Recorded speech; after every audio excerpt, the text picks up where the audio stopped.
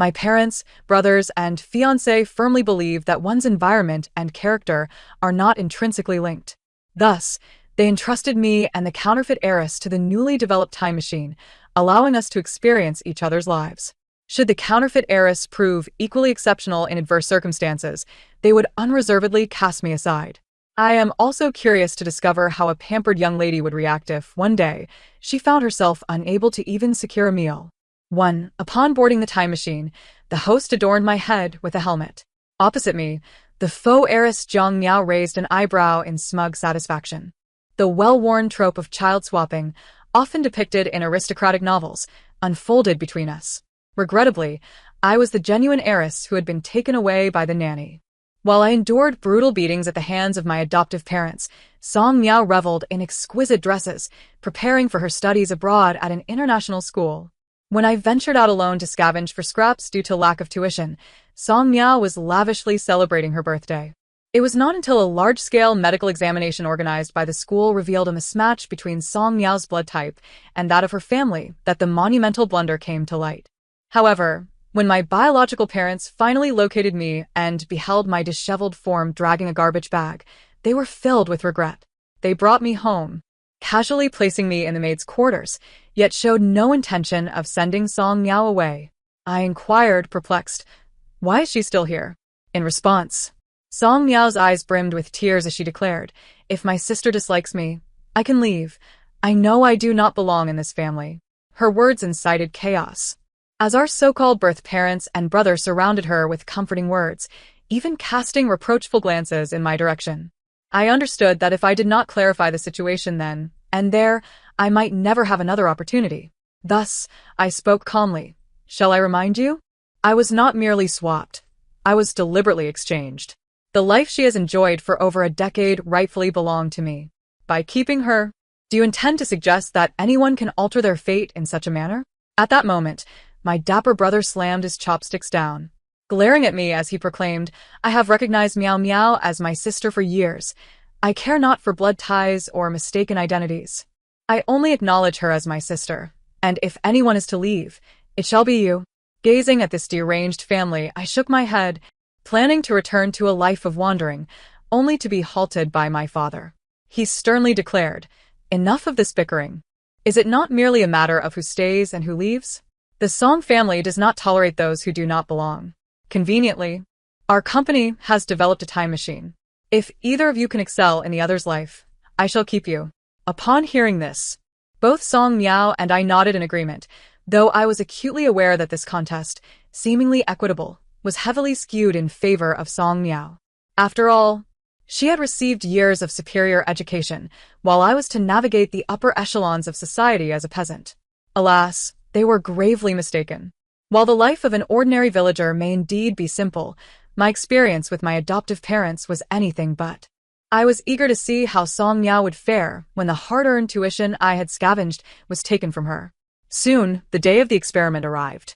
It was the inaugural test of the new product from Song Miao's company, and coincidentally, the testers were the true and false heiresses. Such an enticing angle was not lost on my biological father, who set up numerous cameras before us. As the currents surged through the helmet, the live broadcast commenced. 2. The first to have her consciousness extracted was Song Miao. The large screen plunged into darkness, signifying that her awareness was being transmitted into my past memories. At this juncture, the host seized the opportunity to inquire of my biological mother, Mrs. Song, "Who do you believe will prevail in this test?" My mother raised her chin, her face alight with pride, yet feigned modesty as she declared, "Though Miao Miao is not my biological daughter, I believe in her character. Even in the most arduous circumstances, she will emerge as the finest." Although she did not explicitly take a side, her bias was unmistakable. My biological father, brother, and fiancé nodded in agreement. However, my heart remained unperturbed. After enduring years of hardship, I had grown accustomed to such indifference. The screen was flooded with live comments, and I glanced over to see an outpouring of praise for Song Miao. "Our Miss Miao Miao is adept in every art. She merely hails from a backward rural area," which is insignificant. Indeed, what difference did it make if a top-tier expert refreshed the village? Yet I shook my head, realizing they underestimated my adoptive mother's capacity for cruelty. At that moment, Song Miao's consciousness successfully connected. The screen displayed a dilapidated little room, with a filthy wooden table and patched quilts, all in dull shades of gray, as if devoid of hope. A young Song Miao, appearing no older than 5 or 6, stood bewildered in the center, seemingly unaware of her surroundings. Before she could acclimatize, a broom struck her forcefully. The sight of the young girl collapsing to the ground elicited gasps from the audience and my biological parents, who lamented, the true heiress lives in such squalor. That woman is truly heartless, to lay hands on such a small child. Indeed, it is no wonder the true heiress is so unlikable. After all, it is said that poverty breeds contempt. However, our Miao Miao is certainly different. She will surely rise above the muck. Hearing such remarks, I merely smiled faintly, remaining silent. After enduring the pain, Song Miao quickly rose, shouldering a basket larger than herself as she rushed to the back mountain to gather grass. Alas, she still clung to the habits of her former life as a young lady. Her delicate hands, accustomed to playing the piano, soon blistered from the labor. By the time dusk fell, her basket remained only half filled. With a dejected demeanor, she returned to the dilapidated house. Her adoptive mother cast a glance at the meager contents of the basket, her fury igniting. What do you mean you've only gathered this much? If you dare slack off again tomorrow, I shall flay your skin. With that, she tossed a filthy bowl at Song Miao, gruffly instructing, "Eat, you wasteful thing." Song Miao's face displayed discomfort. Her ingrained refinement made her detest the sight of the soiled bowl. Yet, after a long day of toil, she had no choice but to lift the bowl and eat slowly.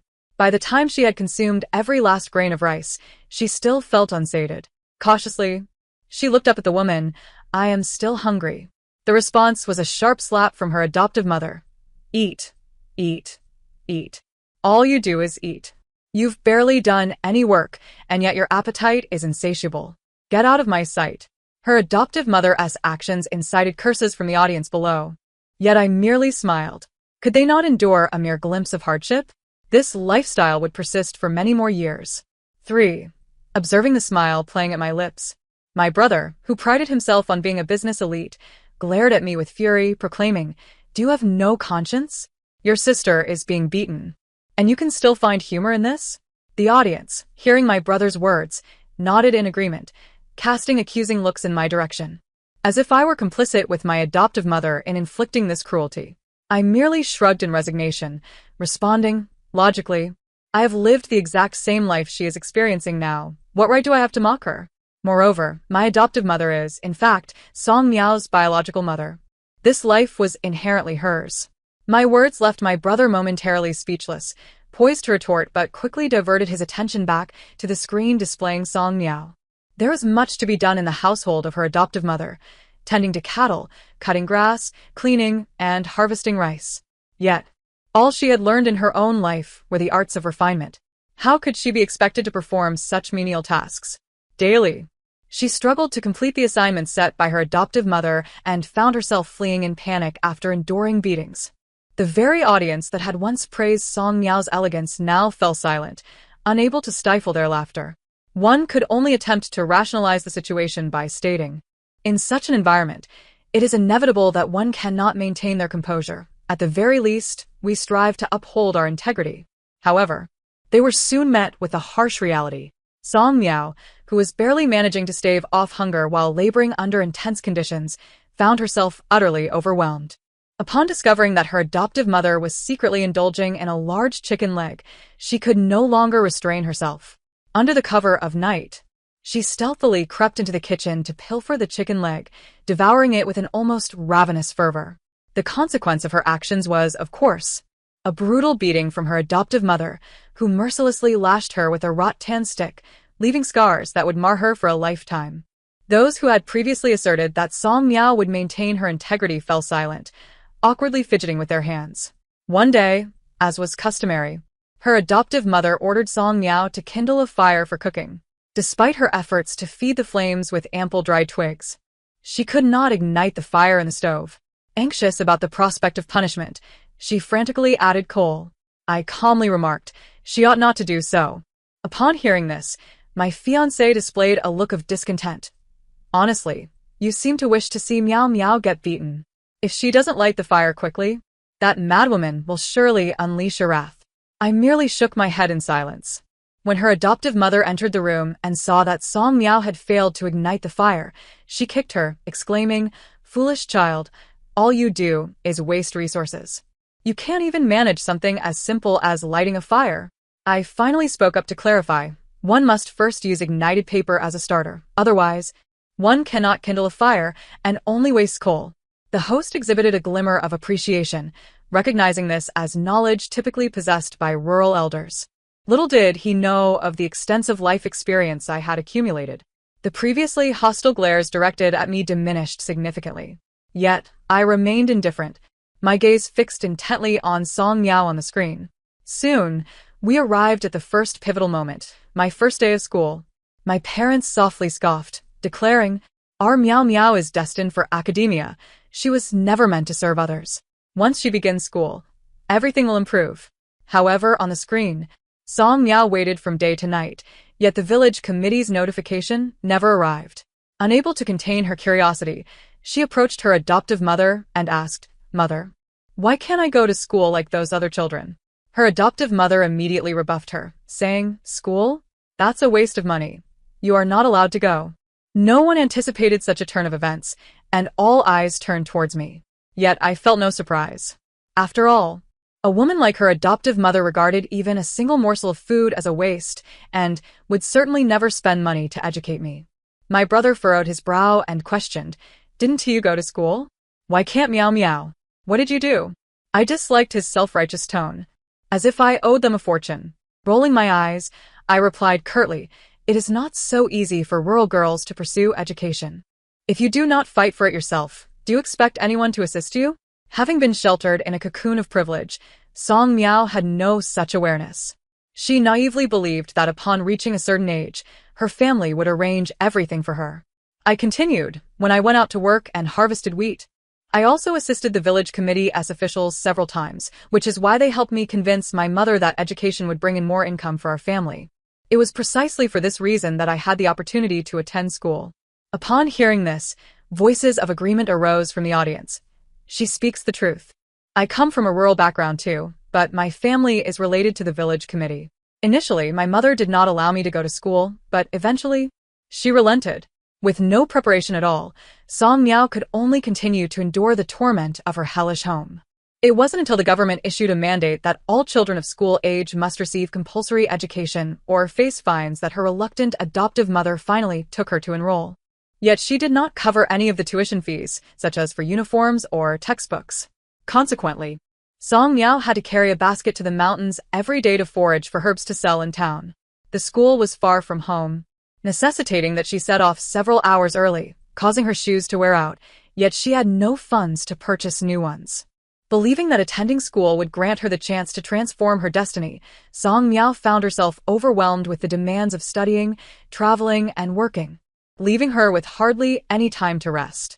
She frequently dozed off in class and struggled to comprehend the lessons. At the end of the semester, her grades languished at the bottom of the class, and her tattered attire deterred nearly everyone from befriending her, leading her into a state of despair. At that moment, audience members began to speak on her behalf. "Given such a harsh environment, it's remarkable she hasn't lost her mind. Why should we care so much about her grades? Our Miao Miao is just an ordinary person." Her biological parents nodded in agreement, stating, "Indeed, our Miao Miao has only received business education throughout her life. It's understandable if her grades aren't stellar." The host, however, seemed to deliberately counter them, stating, "That may be so, but our true daughter has achieved commendable grades even in such circumstances." With that, several bright certificates were displayed on the big screen, delivering a sharp slap to their faces. Before long, the second turning point arose. The school announced an art competition in which participants could engage in any form of artistic expression. Her biological parents sat up straight, proclaiming, "Our Miao Miao is destined for the arts. This time, she will surely reclaim the life that is rightfully hers." It seemed that Song Miao shared this sentiment, as she secretly signed up for numerous projects without her adoptive mother's knowledge. Yet, when it came time to paint, her hands trembled uncontrollably. Years of wielding a sickle had rendered her incapable of drawing a straight line, let alone capturing intricate details and shadows. During the dance segment, her exposed skin bore numerous bruises. The judges merely glanced at her before dismissing her, offering no opportunity for her to perform. Finally, for the piano performance, having only encountered a piano in class, Song Miao clumsily played the simplest piece. She looked at the judges with hopeful anticipation, only for one to shake his head and sigh. "You seem to possess some innate talent for the piano, but it appears you lack systematic training. There are countless individuals in this world who are both more gifted and more diligent than you." Thus, Song Miao faced elimination once more. The audience murmured in disappointment. "How can this be? Our Miao Miao is so talented. It's all that woman's fault. She is utterly inhuman." I simply nodded and smiled, responding, "Indeed. Otherwise, how could she have traded Song Miao for me?" My words awakened the audience to the realization that the woman in question was indeed Song Miao's biological mother. She had not stolen the life that was rightfully hers. Instead, I was the one whose life had been taken. In an instant, the audience fell silent, yet internally they still subconsciously hoped for Song Miao to rebel. And, indeed, she did. Encouraged by the judge's remark about her talent, she mustered the courage to approach her adoptive mother, requesting to enroll in art classes. The response she received was yet another severe beating. The audience, who had always believed that Song Miao would persevere in this quagmire, were once again disillusioned, for out of fear of punishment, Song Miao resigned herself to her fate. It was as if she had been brainwashed, convinced that she did not deserve such opportunities. She mechanically repeated the cycle of school and labor, her behavior increasingly resembling that of an ordinary rural girl. I witnessed the disappointment in her biological parents' eyes. Indeed, merchants are the most selfish. What they desire is not their biological children, but rather those they can cultivate into elites, mere pawns to further their own interests. Fortunately, Song Miao was not foolish. She did not wallow in despair for long. She quickly regained her composure.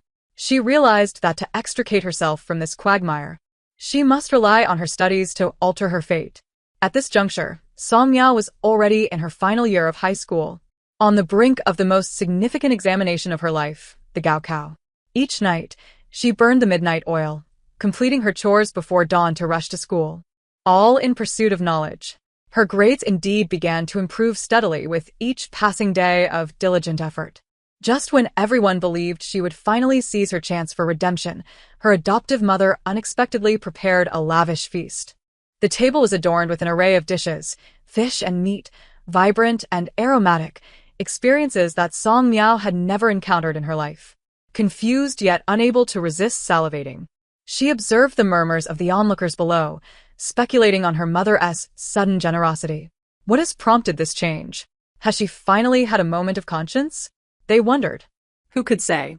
Perhaps with the impending Gaokao, her mother recognized Song Miao as a promising student with potential. Only I knew that her adoptive mother's intentions were far more sinister. After the meal, a cacophony of drums and gongs erupted outside. Brightly decorated sedan chairs were paraded into the courtyard, where an elderly man clad in wedding attire exchanged a knowing smile with her adoptive mother. Immediately, her mother shoved Song Miao forward, declaring, "Go, accompany your future husband." Song Miao instantly grasped the gravity of the situation. She cried out in anguish, desperate to flee, but was forcibly thrust into the sedan chair by several burly men. Witnessing the scene, the audience gasped in shock. They recoiled, glancing at me, exclaiming, "How can such an antiquated practice of selling daughters still exist? Did you endure this as well?" I calmly nodded, replying, "At one point, my adoptive mother wanted me to marry a 70-year-old man for a bride price of 20,000 yuan. My biological mother furrowed her brow, casting a judgmental look my way. "Did you acquiesce? How shameful of you." I merely smiled at this woman who so often criticized me without understanding the full story. Because refusing meant I could not sit for the Gaokao. I was once the top scorer in the city, personally taken away by the mayor. Hence I never went through with the marriage. Upon hearing this, everyone fell silent. After all, with Song Miao's current academic performance, she could barely aspire to attend a university. Far removed from the status of a top scholar, and naturally, no one would come to her aid. Relentlessly resistant to compromise, Song Miao found herself with a broken leg and was forcibly sent to her husband's family, missing the Gaokao altogether. Time flew. And soon it was the day the Song family would discover the truth of the Switch daughters. Song Miao was rescued, but she had already become steeped in the essence of a housewife. When her biological mother saw her, the disdain was palpable, devoid of even a trace of compassion. Yet, she did not impose any hardships on her biological daughter. She continued to invest in her education, enrolling her in classes for piano, chess, calligraphy, and painting. However, after years of labor, Song Miao's spirit had been thoroughly crushed. Each instructor gently advised her to withdraw, having never experienced a good life. Song Miao soon succumbed to the allure of the Song family's wealth, abandoning all resources provided by her family. Instead, she spent her days heavily made up, frequenting nightclubs. The Song family, disapproving, cut off her funds. During this time, she fortuitously encountered a male model. Unaccustomed to kindness, she quickly fell prey to his sweet words. Willing to sacrifice everything for him, even when he audaciously demanded 5 million yuan. Without hesitation, she drained her living expenses and, finding that insufficient, began to steal money to give him. These actions were soon discovered by her parents. Thus, the once hard-won return to a wealthy family resulted in her being cast out once more. This time, no one would offer her refuge. And so Song Miao, now deeply entrenched in her vices, quietly perished one day from the cold beneath an overpass. The screen abruptly darkened, and as my consciousness returned to my own body, I gasped for breath, as if I had yet to acclimate to the rapid whirlwind of that life. I looked beseechingly at my relatives and fiancé below. Yet this time, they all unceremoniously averted their gaze. The host announced, "Miss Song Miao has failed her challenge. It is now time for the true daughter." With that, my consciousness swiftly withdrew from my body and entered the life of Song Miao once more. The screen flickered back to life. I became Song Miao. At this moment, I stood in the opulent hall of the Song family, my mother introducing me to the piano instructor before me. Yet, I wore a mask of indifference, seemingly uninterested in everything. Nevertheless, I did not refuse and diligently practiced the pieces suggested by my teacher. Regrettably, after a single lesson, the piano instructor approached my mother, subtly suggesting, "Your daughter is quite earnest in her studies, but she lacks talent. Her approach is too rigid. Perhaps she should pursue something else." Upon hearing this, my mother's eyes clouded with profound disappointment, and the audience displayed expressions of unsurprising agreement. However, I could not help but furrow my brow at this comment.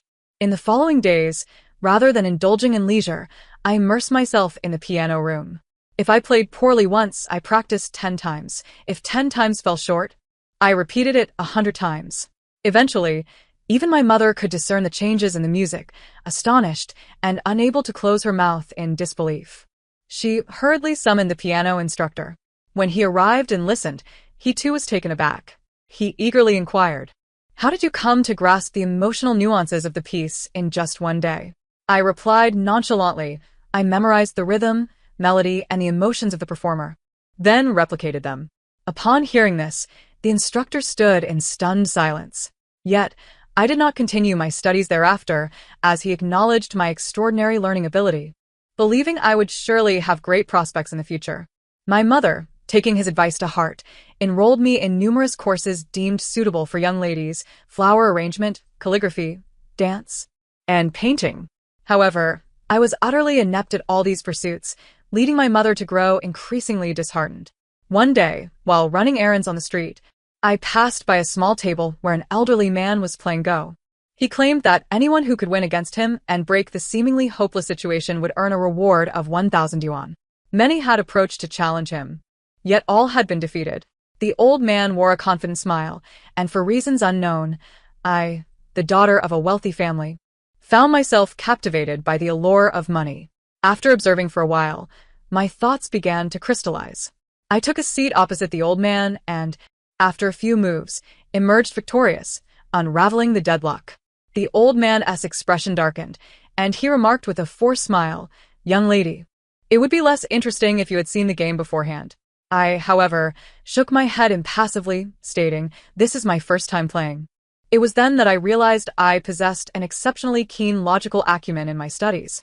I had no noticeable weaknesses, and was even able to solve university-level problems I had never encountered in high school.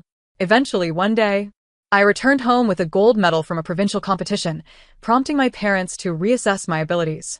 They had previously focused their nurturing efforts on my brother, intending for him to inherit the family business, while I was to find a suitable match. Now, however, they began to consider including me in the line of succession. My burgeoning excellence instilled a sense of urgency in my brother, yet after witnessing my remarkable skills in software operation and management, he was thoroughly impressed. The outside world soon recognized that the Song family had two outstanding heirs, destined to shine brightly in the business realm. Just then, the Song family discovered that I was the wrongfully swapped daughter. The audience below expressed their outrage, asserting that there must be a hidden agenda behind the program. For how could Song Miao's life and mine be so starkly different? The host awkwardly scratched his head and remarked, "The products developed by General Manager Song are unlikely to encounter any errors or alleged transactions, as both young ladies maintain their respective characters. It stands to reason that this reflects their unexchanged life circumstances." Indeed, this was a product of the Song family, and even if bias were present, it could not possibly favor me. Meanwhile, the image of myself on the screen continued to jest about being the mistakenly swapped fake heiress. To be candid, I felt an overwhelming sense of shame. After all, the mix-up between Song Miao and me was no mere accident. It was orchestrated by my biological mother, who had once served as a maid. Upon witnessing Song Miao, battered and disheveled in the hall, my guilt intensified. Thus, when Song's mother suggested that I stay, I promptly shook my head in refusal. Song Miao, somewhat reserved, inquired, "Sister, is it because I have returned that you wish to leave? Rest assured, I will not compete with you for anything." I merely smiled and shook my head, gazing at the emotionally complex family around me. This is not an accident. It is likely that my biological mother stealthily swapped us, and I have occupied her life for over a decade. If I were to remain, would that not be unfair to her? After saying this, I turned to Song Miao and added, "I am not leaving because you have come home. This life rightfully belongs to you. You have lost over a decade due to my biological mother's actions, and you have the right to sue her." Song Miao appeared taken aback, yet I offered no further explanation. Frankly, I am not a person of abundant emotions. It is simply that the blame lies with my biological mother, who deserves to face the consequences of her actions. Upon returning home, when my biological mother learned of my intention to assist Song Miao in suing her, she immediately pointed an accusing finger at me, berating me for my lack of gratitude. "If it weren't for me, would you have enjoyed such a good life for so long? I did it all for your own good." I shook my head in response. "Those who commit wrongs must face punishment. Once you are released from prison, I will continue to support you, so do not worry." Thankfully, my capabilities were evident. Initially, those who had anticipated my embarrassment upon discovering the true heiress soon realized that I remained unaffected and departed in disappointment. Conversely, those who had faith in my abilities extended their olive branches to me. I swiftly secured my first substantial earnings and, through my exceptional management skills, established my inaugural company. I even gifted a considerable portion of my savings to Song's parents in gratitude for their years of nurturing. They were profoundly moved and immediately requested to become investors in my company. My enterprise flourished, growing increasingly robust, eventually rivaling the stature I had known during my time with the Song family. I demonstrated that true talent will shine, regardless of the environment, revealing its inherent worth. With my assistance, my biological mother was ultimately sued by Song Miao and incarcerated.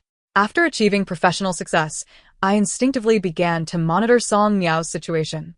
I discovered that her return to the Song family had not been kind to her. Although Song's parents wished to cultivate her, Song Miao, having endured years of labor and abuse, had long since lost the ability to study the arts. Moreover, she could not possibly help the Song family shine in the business world as I had done. This disappointment led the Song family to consider marrying her off to extract any remaining value from her. When I confronted Song Miao, I spoke candidly. "Do you desire to possess your own life, free from the control of others?" Taken aback, she quickly nodded vigorously. She confided in me that she felt entirely out of place in the Song household, constantly sensing disdain from everyone, even the maid. She recounted how she had nearly been sold to an older man by her adoptive mother. Thus, when Song's mother proposed an arranged marriage, she felt as though nothing had changed. She remained mired in a quagmire, and everything felt terrifying. observing the fear in Song Miao's eyes. A wave of sadness surged within me. She seemed like another version of myself, and I felt compelled to rescue her. Fortunately, with my considerable wealth, I persuaded the Song family to grant me a favor, taking Song Miao under my wing to tutor her and impart critical business knowledge.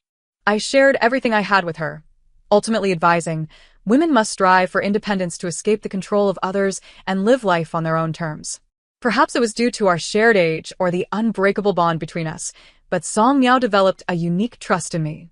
Soon, she began to flourish under my guidance, acquiring a wealth of knowledge. I invested in her independent venture, allowing her to take on her first project. After earning her first profits, Song Miao joyfully treated me to a meal at her favorite restaurant. Gradually, no one remembered her as the dirt-covered country girl she once was. We became known in the business world as the prominent Song duo, Big Song and Little Song. Empowered by her newfound independence, Song Miao evaded the fate of an arranged marriage. She began traveling abroad, collaborating with others, and crafting a brilliant life for herself. Before long, she met a man abroad with whom she fell genuinely in love.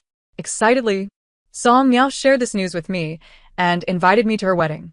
I agreed and, at the ceremony, witnessed the radiant smile of Song Miao, a stark contrast to the timid girl I had first encountered. I could not help but smile with pride. After resolving Song Miao's matters, I returned to my career, occasionally visiting my biological mother in prison. Initially, she had been filled with rage towards me, but gradually, she became calmer. She began to recount her daily life in prison, detailing the labor she performed and the reward she earned. Eventually, with tears in her eyes, she confessed, "I was wrong. My envy of the wealthy led me to swap you with that innocent child, to unleash my hatred upon her. Please, do not harbor resentment towards me." I merely smiled, my gaze tranquil. After all, I had never truly hated the woman before me. I was relieved that she recognized her mistakes. As my biological mother, I wished for her not to become a remorseless villain. I upheld my promise, providing her with the best possible environment upon her release from prison. At last, as I achieved the pinnacle of my success and stood on the award stage at the height of the business world, my vision darkened, and my consciousness was pulled back into reality. The host excitedly announced my victory, and the audience erupted into thunderous applause. There was no doubt that I had triumphed in this competition. According to our agreement, I was entitled to everything belonging to Song Miao and to remain in the Song family. Yet I declined. Long before the competition, I had lost all hope for this family. My participation was merely for my own sake. I had once questioned my own worth, wondering why my relatives had never embraced me. Was it truly because I had not done enough? However, after that life-altering experience, I regained my confidence. I am who I am. I should not be shackled by anyone. After the competition, my parents and brother looked at me with faces full of remorse. Their attitude had undergone a complete transformation. My mother said, "I'm sorry. We had no idea you had suffered so much. We will make amends from now on." Yet, I shook my head, refusing their invitation to return home. I understood that this family had always prioritized their own interests, only seeking to possess me now that I had achieved recognition on screen. I no longer wished to be under anyone's control. My mother looked disappointed but did not press the matter, simply stating, "The Song family will always be your harbor. You can return home at any time." Meanwhile, my fiancé, who had once held me in contempt, inexplicably began to pursue me relentlessly, professing his love following the competition. Regrettably, from the very beginning, I never regarded him with any significance. My heart was solely dedicated to the pursuit of wealth, and I possessed the means to sustain myself, never feeling the need to rely on a man. The jilted fiancé gradually became a source of amusement within our circle. This competition, broadcasted live, allowed many to witness my capabilities and accomplishments, leading them to extend olive branches in my direction. It all seemed to be unfolding in alignment with a promising future.